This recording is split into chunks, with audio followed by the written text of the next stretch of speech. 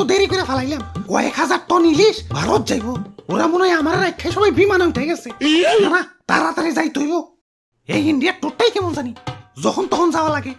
ধর আমগো কি একটা প্রিপারেশনের দরকার নাই নাকি? ভালো করে লাগেজটাও গোছাইতে পারি নাই। যাই তাড়াতাড়ি যাই, বিমান ধরতে হইব।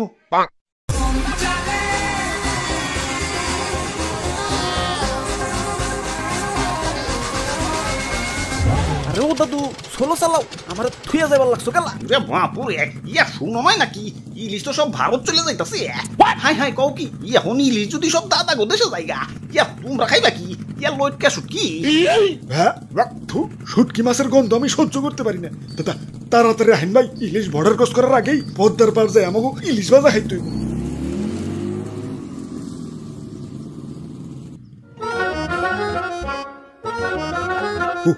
ওই তো একটা মাছের দোকান। ওই ভাই আসেন আসেন, একদম টাটকা মাছ, এই মাত্র ফ্রিজ থেকে বাইর করে আনছি। ওরে বাপুরে, ইলিশ কই? আরে ইলিশ বাদ দাও তো, এই যে দেখো কত বড় পাঙ্গাস।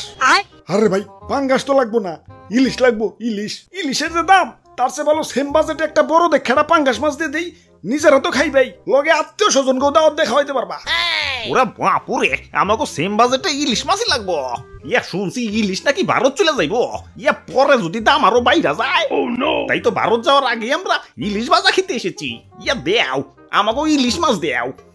আরে তাইলে তো তোমরা লেট করে ফেলাইছো। এই তো একটু আগে লাগেজ মাগেজ গুছিয়ে এয়ারপোর্টের দিকে রওনা দিল, ওখান থেকে সোজা দাদা গো দেশ। তে কাম হইছে, যে নেই বাঘের বয় ও নেই রাইত হয়। দাদু ইলিশ এয়ারপোর্টের দিকে গেছে, এখনো ভারত যায় নাই, লাগাও ব্যাগ গিয়ার। বাহ কি সুন্দর বিমান, ওয়াও। খারাও একটা সেলফি তুলে ফেসবুকে আপলোড দিয়ে লই। হাই হাই ফোনে দিয়ে এমবি নাই, খারাও বিকাশ থেকে লোড দিয়ে লই।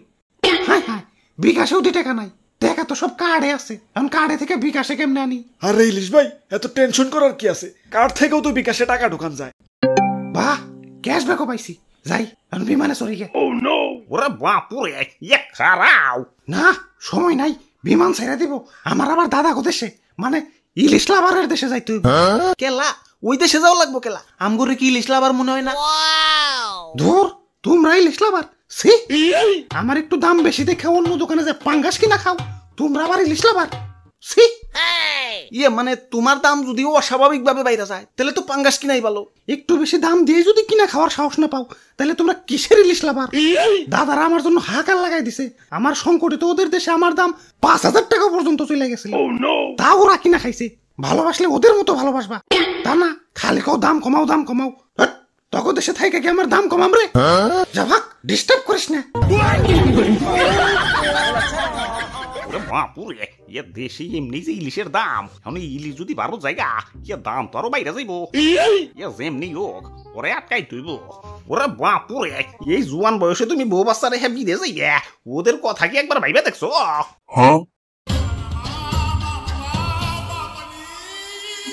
ইয়া নিজের দেশটা ভালোবাসতে হয়। ইয়া মাইসে নিজের দেশের জন্য জীবন উৎসর্গ করে দিতেছে, আর তুমি দেশ রেখে বিদেশ যাইতেছ। ইয়া কবি বলেছেন, এই দেশেতেই জন্ম যেন এই দেশেতেই মরি। দাদু কিন্তু ঠিক কইছে ভাই, জন্ম নিবেন এই দেশে আর দাফন নেবেন দাদা গো টয়লেটে। ধর এত চিন্তা করার টাইম নাই, বিমান ছাইরে দিল। আমার বউ বাচ্চা দেখে রাখো। Bye bye Bangladesh.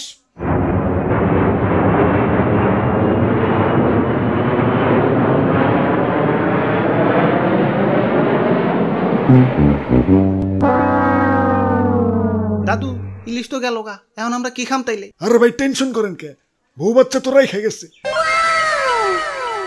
হ্যালো ভাই, ইলিশের বউ বাচ্চা মানে ওই যে ডিমালা ইলিশটা দেওছে। ইলিশের দাম কিন্তু বাইরে গেছে। তাইলে থাক, ওই যে পাঙ্গাসটা দাও।